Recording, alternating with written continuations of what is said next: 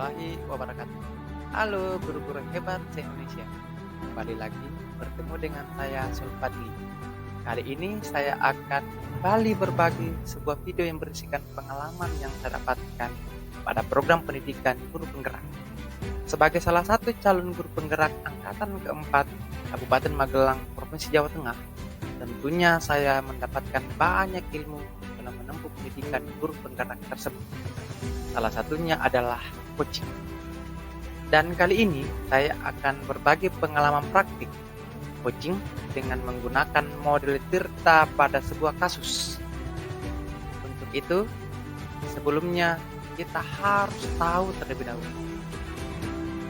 Apa yang harus kita tahu?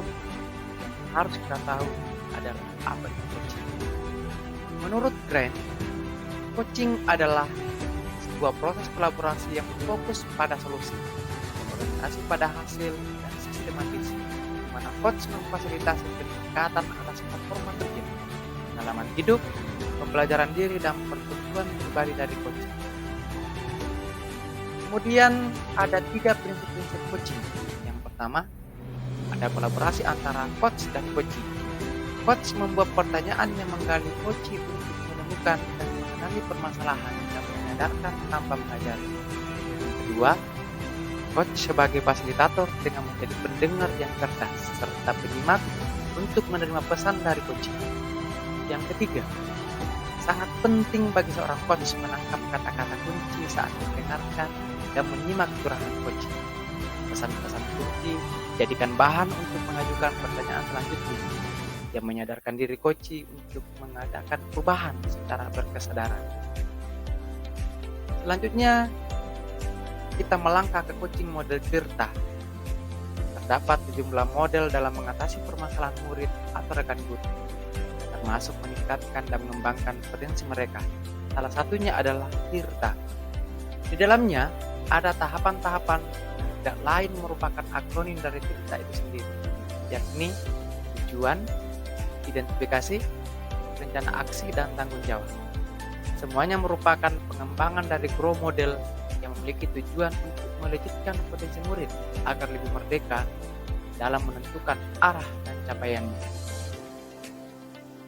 Kemudian ada 4 tahapan coaching model Tirta. Yang pertama adalah tujuan umum. Pada tujuan umum, tentunya kita mengetahui bahwa ada tahap awal di mana kedua pihak coach dan coachee menyepakati tujuan pembicaraan yang akan berlangsung. Idealnya, tujuan ini datang dari coachee. Kemudian, yang kedua adalah identifikasi. Coach melakukan penggalian dan pemetaan situasi yang sedang dibicarakan, yang menghubungkan dengan fakta-fakta yang ada pada saat sesi. Kemudian yang ketiga adalah rencana aksi. Pada rencana aksi ini tentunya adalah pengembangan ide atau alternatif solusi untuk rencana yang akan dibuat. Yang terakhir adalah tanggung jawab. Tanggung jawab menyangkut masalah membuat komitmen atas hasil yang dicapai dan untuk langkah selanjutnya. Selanjutnya kita masuk ke praktik coaching model Tirta. Pada praktik coaching model Tirta ini saya mempraktikannya dengan rekan calon guru penggerak angkatan keempat Kabupaten Magelang, Provinsi Jawa Tengah, yang mana yang bertindak sebagai coach adalah saya sendiri. Kemudian yang bertindak sebagai coachee adalah Ibu Lina Andayani. Kemudian yang bertindak sebagai pengamat adalah Bapak Muhammad Taufik. Pada praktik coaching model Tirta ini, kami mendapatkan kasus yang berisi rekan Anda bercerita jika dia baru saja mendapatkan teguran dari kepala sekolah, yang menerima laporan dari pengawas sekolah yang melakukan supervisi saat dia mengajar.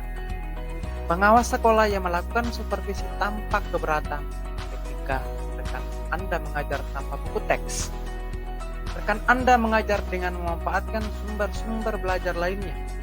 Jika diingatkan pengawas tersebut, rekan Anda menyampaikan jika ia tetap mengacu pada kurikulum walaupun tidak menggunakan buku teks. Pengawas tersebut tampaknya tersinggung dan memberikan laporan tentang hal itu kepada kepala sekolah. Tahapan selanjutnya, kami diminta untuk mendampinginya berdasarkan praktik coaching yang kami laksanakan. Itu praktik coaching model Tirta yang kami laksanakan tentunya akan terurai berdasarkan video berikut. Selamat menyaksikan.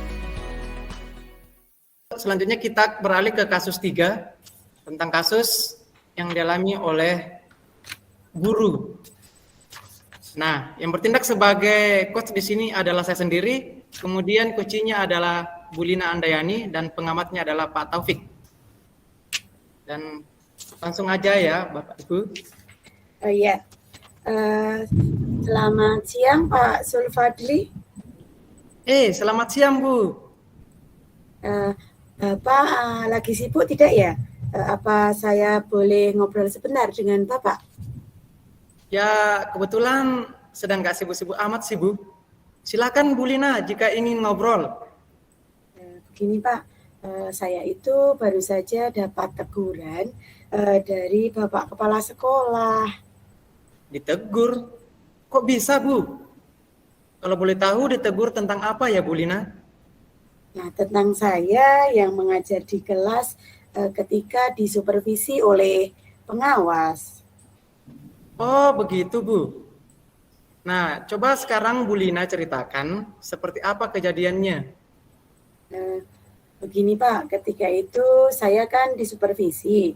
Saya mengajar di kelas 11 IPS 1. Nah, di situ saya memberikan materi pembelajaran tentang pelaksanaan demokrasi di Indonesia.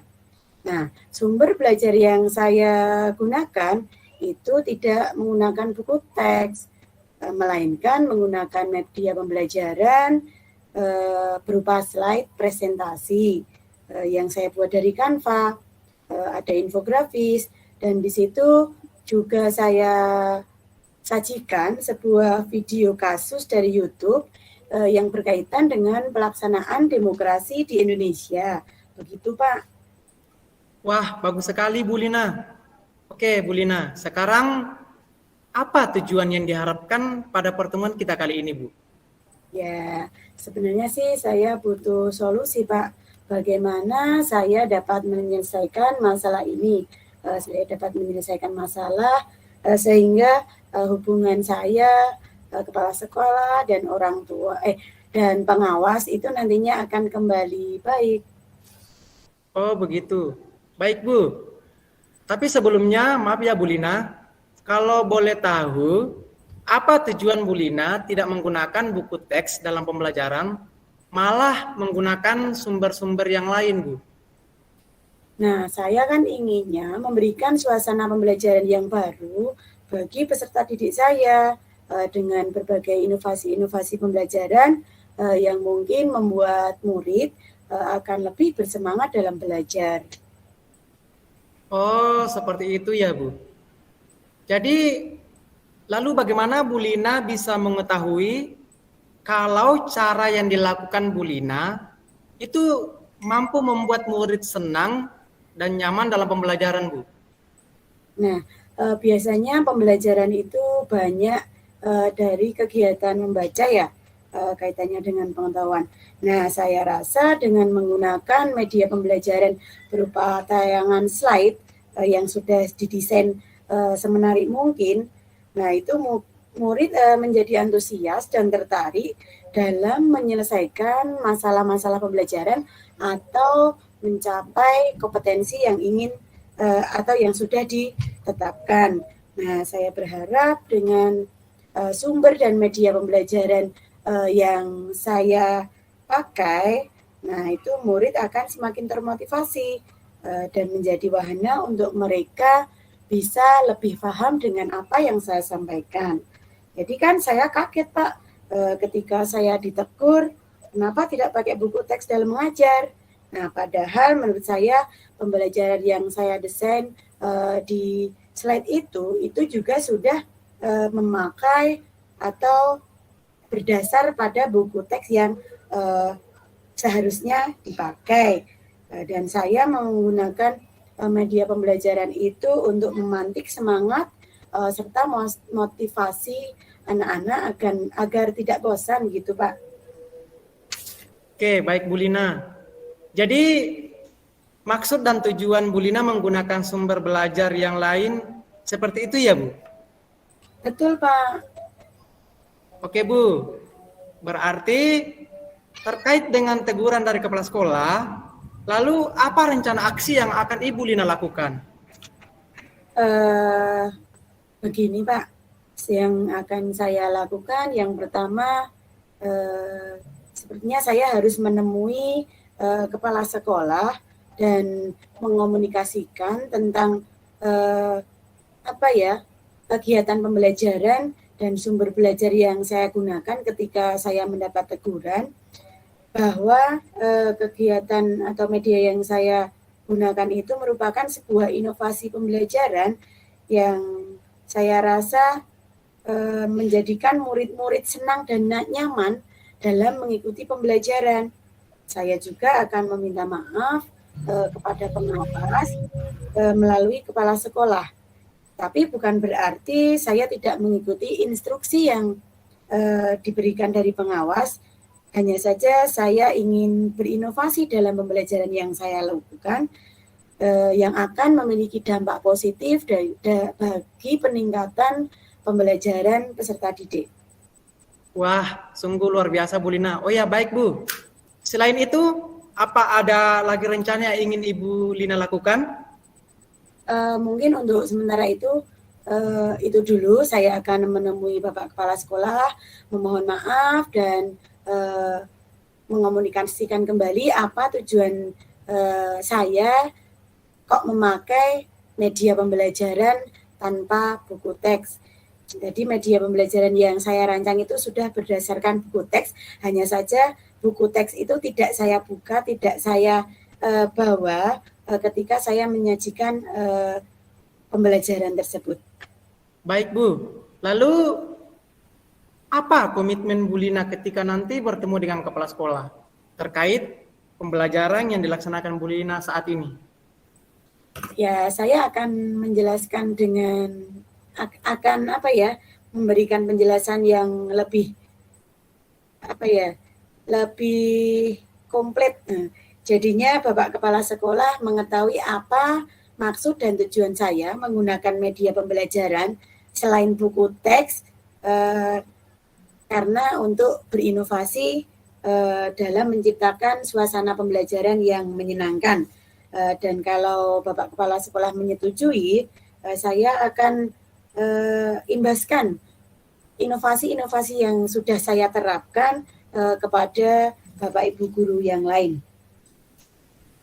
Baik Bu Lina, sungguh luar biasa Bu. Untuk itu saya berterima kasih ya Pak, Bapak telah mendengarkan, telah membuka pikiran saya, memantik saya sehingga saya bisa menemukan solusi atas permasalahan saya sendiri. Saya mohon pamit ya Pak. Setelah ini saya akan langsung menemui Bapak Kepala Sekolah. Terima kasih Pak. Baik Bu Lina, sama-sama Bu. Bu Lina sungguh sangat luar biasa. Semangat dan sukses selalu ya Bu Lina. Terima kasih Pak. Assalamualaikum. Waalaikumsalam warahmatullahi wabarakatuh. Baik, Assalamualaikum warahmatullahi wabarakatuh. Terima kasih Pak Sulfadi dan Bu Lina. Sungguh sangat menarik untuk kegiatan praktek hari ini. Pada kasus 3 ini tujuan dari coaching sudah didapatkan dengan pertanyaan dari coach yang sangat jelas, dengan pertanyaan juga yang efektif. Kemudian juga untuk identifikasi permasalahan sudah ditanyakan dengan pertanyaan yang asertif dan efektif, sehingga Kuci bisa bercerita sangat panjang, sehingga sangat jelas untuk duduk perkaranya, identifikasi masalahnya sudah sangat jelas.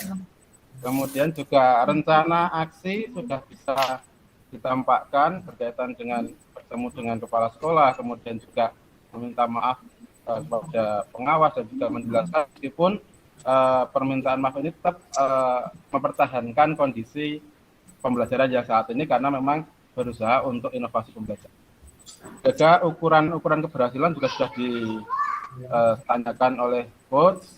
Kemudian yang terakhir berkaitan dengan tanggung jawab, sudah menanyakan dengan jelas komitmen apa yang akan dilakukan selaku guru yang ditegur, dan juga sudah terjawab dengan bagus, sehingga dari guru yang ditegur ini jadi rasanya tenang, nyaman karena sudah mendapatkan solusi apa langkah yang harus dilakukan setelah mendapatkan teguran yang ada.